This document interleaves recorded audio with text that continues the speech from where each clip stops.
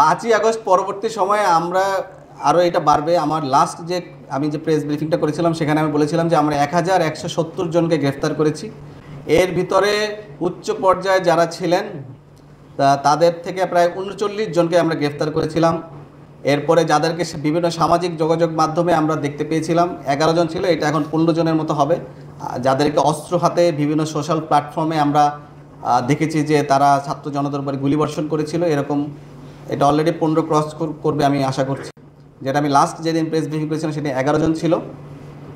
এছাড়াও আমরা কিন্তু অস্ত্র উদ্ধার এবং যেগুলো গোলাবারুদ এগুলোতে কিন্তু উদ্ধারে আমরা প্রায় 219টা অস্ত্র উদ্ধার করেছি।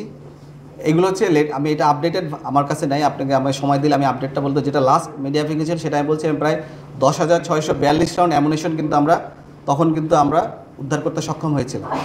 এবং আমাদের এই কার্যক্রম কিন্তু চলমান আছে এবং আমরা বলতে চাই যে কারো কাছে যদি কোনো তথ্য থাকে এবং যদি কেউ আমাদেরকে দেন আমরা তাদেরকে সহায়তা করি না বা সেখানে কোনো কাউকে দেখা যাচ্ছে আমরা করছি না, এই ধরনের কখনোই হবে না। র্যাব সবসময় আপনাদের সাথে আছে, সাধারণ জনগণের সাথে আছে এবং আমরা সবসময় আমাদের উপর যে দায়িত্ব কর্তব্য যেটা আছে ম্যান্ডেট অনুযায়ী আমরা সেটাকে অনুসরণ করে আমাদের সর্বোচ্চ আমরা করে যাব। 39 জনকে বললাম, 39 জনকে বড় পর্যায়ের নেতা যারা 39 তাদেরকে তো আমরা গ্রেফতার করেছি, যারা মামলার 1 নাম্বার 2 নাম্বার আসামি। এবং প্রতিদিনই আপনি দেখবেন যে রাঘব গোয়াল যারা তাদেরকেই আমরা ধরতেছি। আমরা ছোট পর্যায়ের যে স্ট্যাট সেটা আমি বললাম যে আপনাকে আমি 1170 জনকে ধরেছি সর্বমোট। বিভিন্ন এলাকার যারা নেতৃস্থানীয় নেতা ছিলেন এবং যারা ছিলেন তাদেরকে আমরা টোটাল 39 ধরেছি এবং এটা সংখ্যাটা আরও বেড়ে যাবে। এটা 39 হচ্ছে আমি লাস্ট প্রেস ব্রিফিংয়ের কথা বলছি। এখন এই কয়েকদিনে আরও যোগ হয়েছে। আমরা কিন্তু ধরছি, আমরা কাউকেই ছাড় দিব না, আমরা কাউকে ছাড় দিব না এবং দিব না। এবং যখনই আমরা সুযোগ পাবো তখনই আমরা সবাইকে আইনের আওতায় নিয়ে আসবো। আমি এর আগেরটা তো বলেছি যে আমাদের আপনারা জানেন যে 5ই আগস্ট পূর্ববর্তী যে সময় ছিল সেখানে আমাদের র্যাবের কোনো সদস্য পালিয়ে যায়নি এবং র্যাবের কোনো সদস্য কর্মবিরতিতে যায়নি।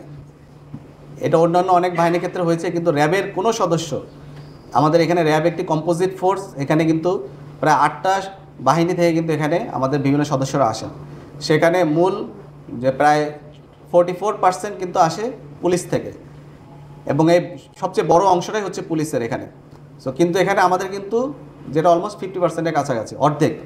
সো সেখানে কিন্তু এবং আমরা কিন্তু র্যাব খুবই একটা ছোটো একটা বাহিনী, 10,000-এর কাছে প্লাস মাইনাস একটা ফোর্স আমরা। সো এই 10,000 ফোর্সের ভিতরে 44% পুলিশ, কিন্তু আমাদের কোনো সদস্য কিন্তু পালিয়ে যায় নাই এবং কোনো সদস্য কিন্তু কর্মবিরতি যায় না। আমরা প্রথম থেকে যেভাবে একসাথে ছিলাম আমরা শেষ পর্যন্ত একসাথে ছিলাম। এখানে অনেক ধরনের সমস্যা ছিল, কিন্তু আমাদের র্যাব ফোর্সেসে কখনোই